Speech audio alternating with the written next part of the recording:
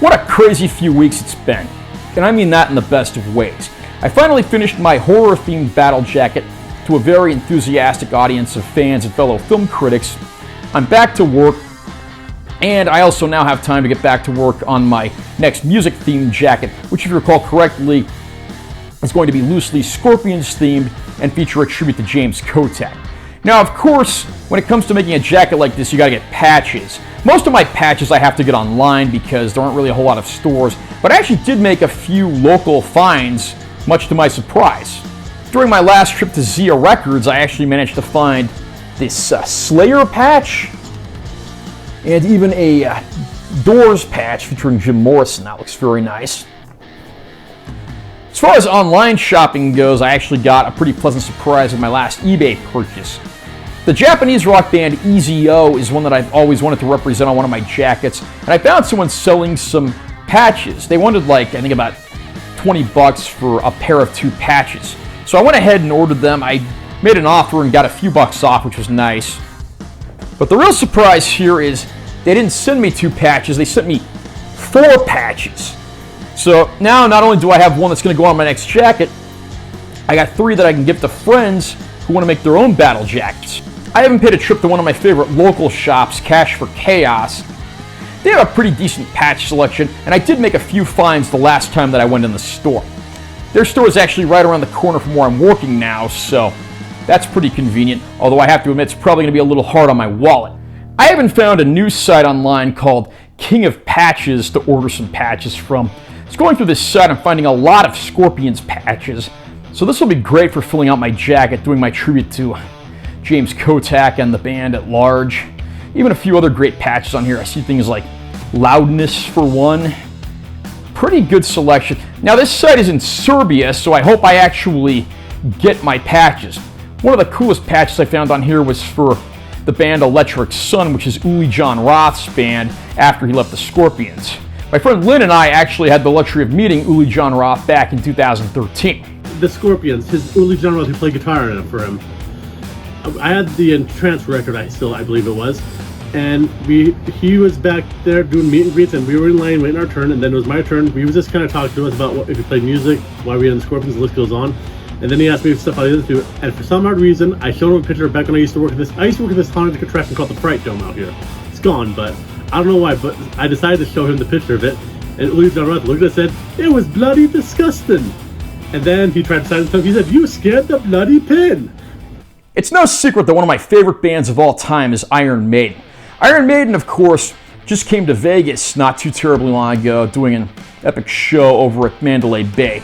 I didn't go to the actual Iron Maiden concert this time around, although I have seen the band in the past, and they always put on a great show. But I did get to know the next best things. Friday night, I got to go out to my favorite rock venue in the world, Count's Vamp, and I got to experience a concert with Aces High, which is Iron Maiden's premier tribute band out here in Vegas.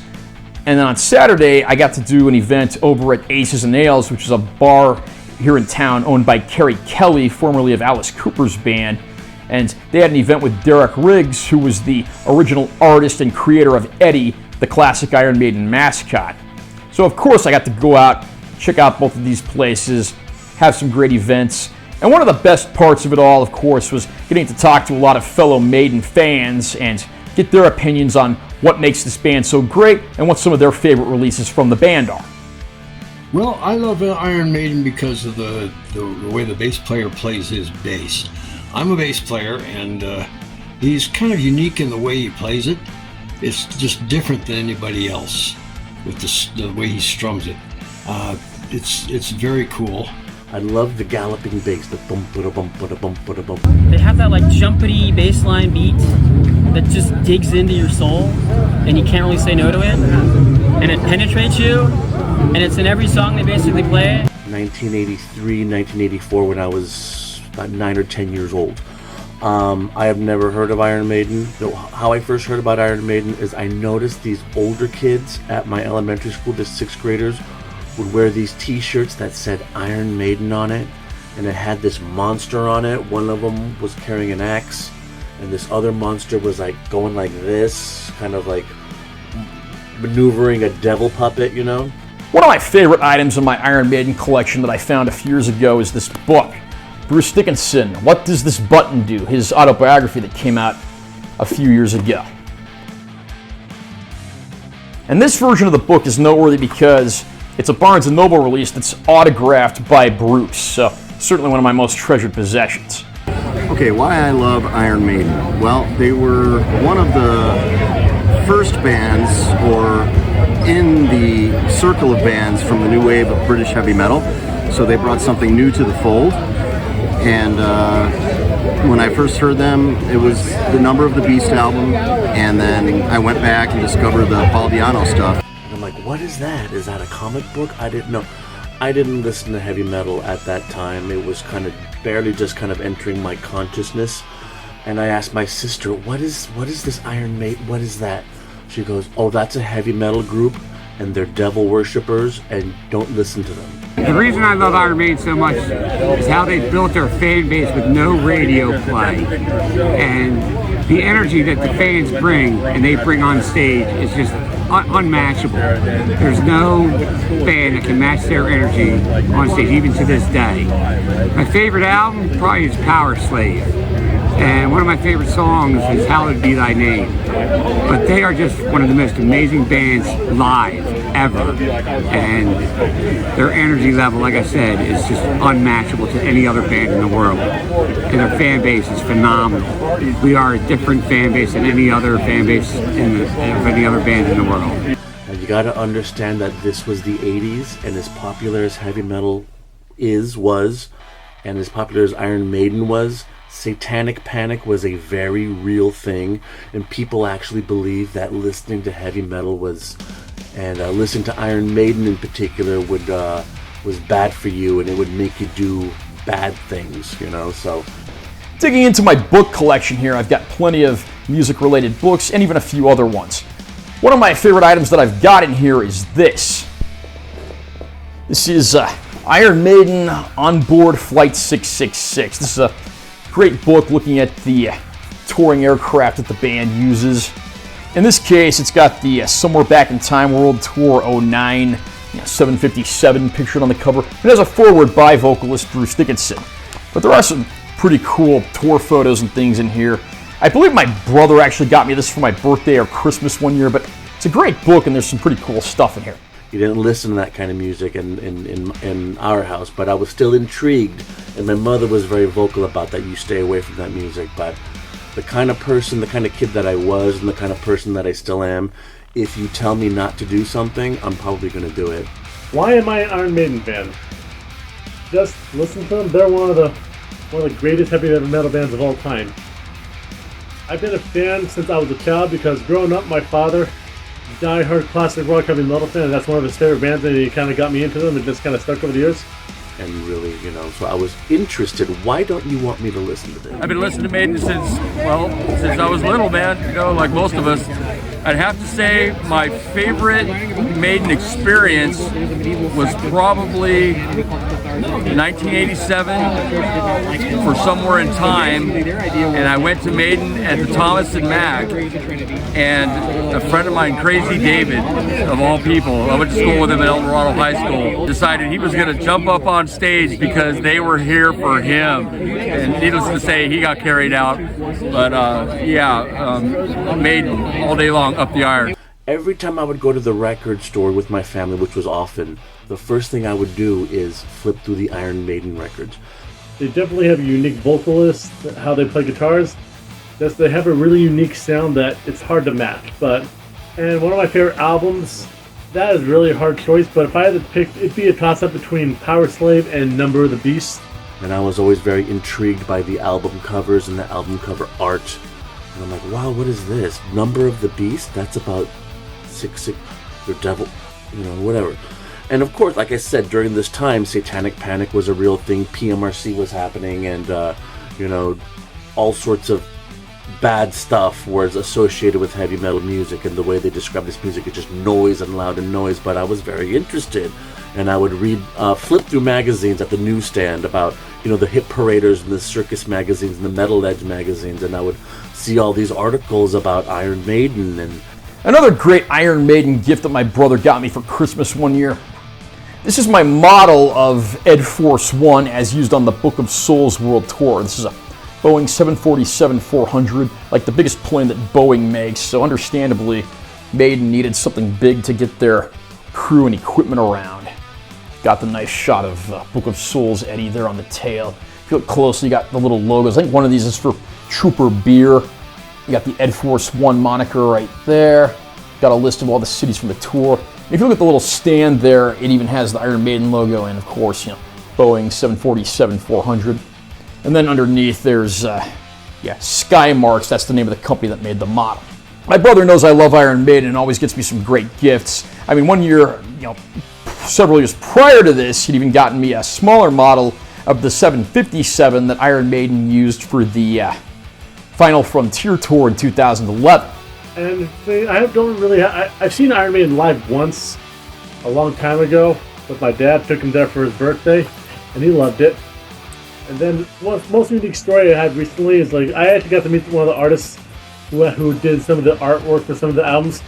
Here's one of my live albums, Derek Riggs. He signed this for me. It's pretty cool. It's just unique, and I got my pops this album, The Killer, signed, but this is good. This is pretty cool, and yeah, that's the Iron Maiden. They're just one of the greatest metal bands of all time. Kind of got to understand what they're about, but I still didn't listen to them because I was not allowed and I was still young. So fast forward maybe around 1987, I was around 13 years old at the time, and I was pretty much old enough to listen to whatever I wanted to listen to, so I thought. And when I put it on the tape deck, I was kind of taken aback, because I figured, I said, this is actual music. This isn't the blah that everyone said it was. And these are great songs. These are great musicians. And I love the dueling guitars. And I love the vocals, Paul Di'Anno and Bruce Dickinson. And I love these songs. These songs were like little stories that took you to a place far away from Northridge, California. It's hard to pick just one song, but one of my favorites has been Run to the Hills. The original song that I got into them was Hallowed Be My Name. I was maybe 9 when my dad showed me that, and definitely a good song, but Run to the Hills is the one that really sparked me to really get into that band. And these little dramas that would kind of, unfold in 3-4 minutes, and that's one reason why I liked them. So I was hooked from there, and by maybe the next few weeks, I accumulated all of the albums that were out at that time. I think Seventh Son was like the album that just came out. And ever since then, I was the biggest Iron Maiden fan. And that's one reason, that's probably the main reason why I like them. Another reason why I like them is I am just as passionate about Iron Maiden now at age 50 as I was at age 13. And it hasn't really changed. My love for them hasn't changed. And when you see Iron Maiden in concert, especially as the years progressed, it's really become like a family. All the Iron Maiden, it's different. There's heavy metal fans, and of course Iron Maiden fans are obviously heavy metal fans, but Iron Maiden fans, it's like you're part of something, you're part of a family, and you're cheering together, and it's, generational now. Now you see people bringing their kids, and their grandkids to these shows, and let me tell you, man, there's that thrill, you're in your seat waiting for the show to start and everything, and then when you first hear Doctor Doctor by UFO, that is just the best, greatest, most thrilling rush ever. Like, the show's gonna start and you get on your hand, living, loving while I'm on the run. Another reason why I love Iron Maiden so much is because they, especially in the earlier days, they let their influences be known. They would cover a lot of music by bands that they love. I got into Montrose because of Iron Maiden. I got into this Australian band called Skyhooks because they covered Women in Uniform, which is a Skyhooks song, a band out of Australia. I got into UFO because of Iron Maiden. And because I got into UFO, that's how I got into Deep Purple and Rainbow and Michael Shaker Group and everything. So Iron Maiden is really responsible for my record collection, half of my record collection. That's another reason why I love them. Iron Maiden is really, really good in my view. The song that I would pick to be the best, I don't really have a favorite, but probably Number of the Beast would be the one that I would pick. That's the one that I've heard the most, and I think that kind of defines the band itself. Alright, so the question is, what is my favorite Iron Maiden album? The answer is Peace of Mind. 1983, I was probably 10 or 11 years old, but experiencing metal for the first time. The statute of limitations probably ran out on this, but I shoplifted Peace of Mind by Iron Maiden on cassette because that was my favorite album cover, you know, with Eddie with the straight jacket in the padded room all chained up. But I would have to say that my favorite Iron Maiden album is Peace of Mind. My favorite Iron Maiden records, well, let's start off with my number one favorite one. This is Peace of Mind, and this is my very first one that I got. It was a cassette back then, but I don't know if you can see it, but this was autographed by Nico McBrain. He signed it at the NAMM show a couple years ago. Wonderful person. To Tame a Land, the last song on Peace of Mind, because that's it's basically about Dune, and again, it takes you to this place, another world, and that's just such an epic song. Very majestic, epic album. To Tame a Land. And my favorite song would be To Tame a Land off that same album. There's just something epic about it, progressive, and they played it on that tour and have not played it since. So hopefully they will, on this retro tour they're going to do next year and into 2026, hopefully they'll, crank that one out. Think about all the great epic songs that are on that album. Like Sun and Steel, no one ever talks about that song. Killer song. Die With Your Boots On, come on. And then number two is Somewhere in Time is another one of my number two favorite Maiden record. I mean, I can do a whole video on why I love each of these albums. And then number three, Killers. This is probably, the albums that I just showed you are just perfect records start to finish, and they're the greatest. Favorite Maiden song? That's a lot. I have to go with probably Number of the Beast and or Peace of Mind. It's kind of a toss up there. But then you got Power Slave is a great album too. Hands down, my favorite song though, Hallowed Be My Name. And also I used to follow around the Iron Maidens, the female version of them, and some of the band members would be at some of their shows and they would get up on stage and play with them. That is cool. That's one of the things I love about Iron Maiden. They will get up on stage and play with a tribute band like that. That is so cool. And I knew the guy that did Eddie on stage with the Iron Maidens. He was a very cool guy. He'd get up on stage and goof off of them just like Eddie does on the concerts. And basically, the Iron Maidens are a if you close your eyes when you watch them, you'd swear it's Iron Maiden with a female singer. They are that good. Tribute vest. I started this about 3 years ago. I wanted this when I saw Iron Maiden live in San Diego a couple years ago. I wanted to do a Maiden tribute vest. So I don't know if you can see this right here. So all of these are sewn on by hand right here. But so it's a Peace of Mind back patch, and of course I just crowded it with rows and rows of Maiden patches. And this is all Iron Maiden patches. Did this all by hand. Look at the Steve Harris right there. And these rows of patches right here, the Book of Souls ones. I got these when I saw them before the pandemic. And look at all that right there. You can see what else. Oh, that one's really cool right there. That big Eddie one right there. And of course, the only non-Iron Maiden patch is this UFO patch right there. Look at that, Peace of Mind, and No Prayer for the Dying. The first time I saw Iron Maiden was on the No Prayer for the Dying tour with Anthrax opening up, and that was in 1990. I've thought about making an Iron Maiden themed jacket for a while now, and about a year or so ago I actually found this back patch online for a pretty decent price featuring the various incarnations of Eddie. I love the way this looks, and if I do make my own Maiden jacket, this will certainly be a great centerpiece on the back. Look at that. I got this, I think I got this on eBay. Yeah, look at that. Senjutsu, here's the Iron Maiden beer, Sun and Steel. Even if you look at the battle jackets I have already, there's a lot of Iron Maiden patches. I mean, it kind of seems like a no-brainer to make a jacket of nothing but Iron Maiden and possibly related artists and solo projects. I even have a few patches on there from some of the side projects, solo bands. I've got a Bruce Dickinson Tattooed Millionaire patch on one of my jackets. I've got Samson, which was Bruce's band before Iron Maiden. I've got White Spirit, which was Yannick's band before Iron Maiden. The list goes on. And then another one, it's actually a newer one. It's on, I think this week. Like I said, it changes. But the one that I play a lot is, it's from their album, A Matter of Life and Death. It's called Brighter Than a Thousand Suns. Perfect record, so. And here's another stuff. Here, also this shirt is when I got it, when I saw them.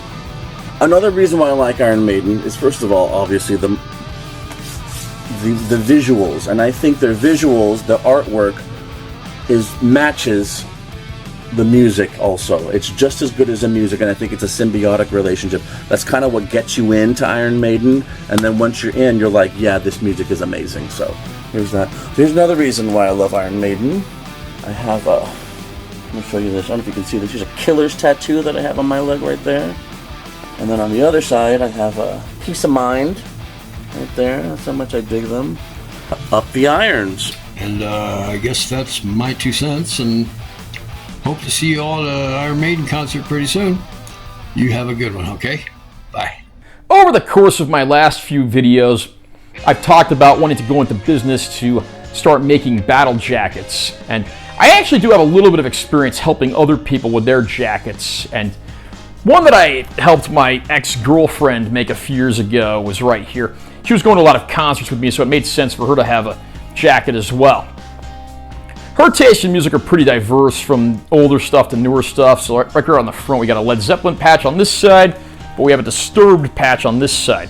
And it gets even more diverse and interesting on the back. I mean, we got a classic Kiss Creatures of the Night patch here, Ozzy Osbourne, another Led Zeppelin. I think Zeppelin was probably her favorite classic band. Iron Maiden, of course. You got Metallica, Alice Cooper, Red Hot Chili Peppers, Motley Crue, Nirvana, Pearl Jam, Nine Inch Nails, and even some newer stuff like Five Finger Death Punch and Avenged Sevenfold. I also helped her make another one, although that one's currently back at her home somewhere in the Midwest. But I definitely want to be able to help some more people make jackets as the years pass by, and hopefully make a business out of it.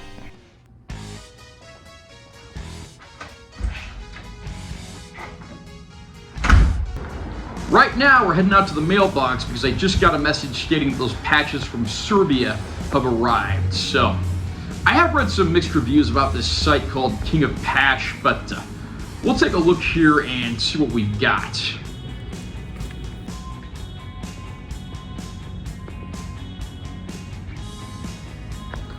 Okay, here's our envelope. I mean, this looks pretty official.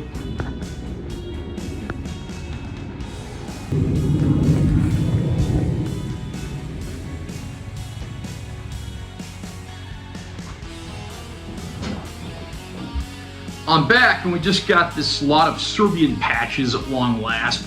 I say at long last, actually, it only took like 2 weeks to get them, which, coming from that side of the world, that's a miracle. So, I'm just gonna go down the stack and show off what I got. First of all, we got Electric Sun, Uli John Roth's band after leaving the Scorpions. And I got 2 of these, one for my friend Lynn. Then we have Loudness, Thunder in the East. And now we start the Scorpions patches. Okay, we got Sting in the Tail, Lonesome Crow, Love Drive, Animal Magnetism, Crazy World, In Trance, Flight of the Rainbow, Love It First Sting, Eye to Eye, unquestionably the worst album in the history of the Scorpions, but I figure I want to represent every era, so why not throw it on there. The Platinum Collection, Acoustica, Bad for Good, the very best of Scorpions, Come Black, and Blackout. Interestingly, they actually gave me 2 Blackout patches, so I'll give one of these to a friend. Again, I did see some mixed reviews for this website, but I have to say, these patches that I got, these actually look pretty good for the most part. You know, they're a little thin, but they're actually decently durable, and I don't think I'm gonna have any problem putting these on my jackets. So now comes the fun part of figuring out how long it's going to take me to finally get Battle Jacket number 10 done. Maybe we'll have the answer in the next episode.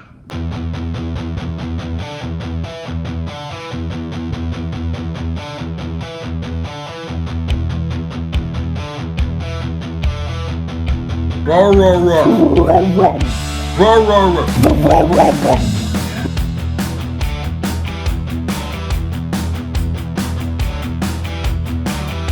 Whoops. That vinyl went out of the case of the theme.